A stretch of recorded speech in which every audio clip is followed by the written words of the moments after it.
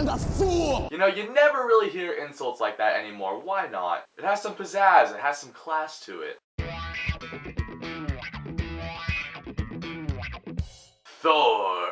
Not Thor the Dark World. That's coming later. Okay, so Thor came out a couple years ago in 2011. It's directed by Kenneth Branagh. I'm just gonna call him Gilderoy Lockhart for this review. Anyways, this was a Marvel Phase 1 setup movie for the Avengers starring the character of Thor. And it starts off, Thor's living the good life up in Asgard. He's a war hero. He's destined to become king, but he does a couple pretty stupid things. After that, his dad, played by Anthony Hopkins, deems him unworthy for the throne and he gets kicked down to Earth as banishment. All the while, you have Thor's stepbrother Loki, who's trying to figure out a way to become king of Asgard. Now, Thor was a movie I think divided a lot of people. A lot of people didn't like it. A lot of people thought it was okay. I think I'm one of the few people that I know that actually genuinely loved this movie. I thought it was awesome. First, you got Chris Hemsworth, and he just owns the role of Thor. I mean, this was Chris Hemsworth's breakout role. I mean, yeah, he was in Star Trek before this, and Cabin of the Woods was filmed prior to this. But this is the movie that put him on the map, and for good reason, too. Tom Hiddleston as Loki. He's one of the coolest villains ever put to film. Definitely one of the coolest in the Marvel Cinematic Universe. For most people, he made this movie and he made the Avengers. Anthony Hopkins and Idris Elba are both in the movie for a little bit. They're both really good as their respective roles. And then you have the crew down on Earth. There's Natalie Portman, Stellan Skarsgård, Kat Dennings, Clark Gregg.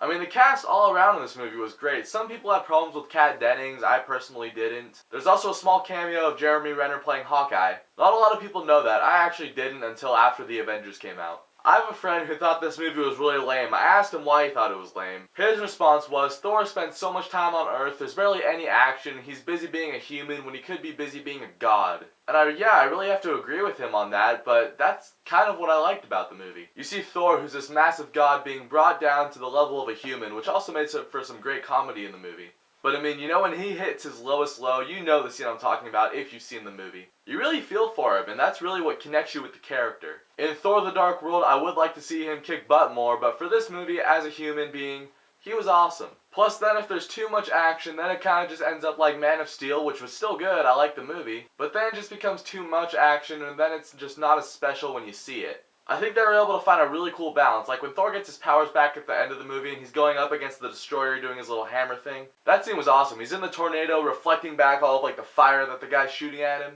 That was the God of Thunder right there. Thor was a great setup movie to really tie into the Avengers. I'm going to give it an A. I have trouble picking my favorite movie out of this whole Marvel Cinematic Universe thing, but Thor is definitely in the top 3. So Thor, have you seen it? If you're watching this in the UK, odds are you've probably seen Thor 2 by now. No spoilers just yet, but just Thor. What do you think about it? Comment down below. Let me know. I shall have a review for Thor the Dark World up soon enough once I see the movie, of course. I'm an American, and apparently Marvel doesn't like us because they always release their movies out later here. But thanks for watching this video. If you guys like it, then you can click here to see more.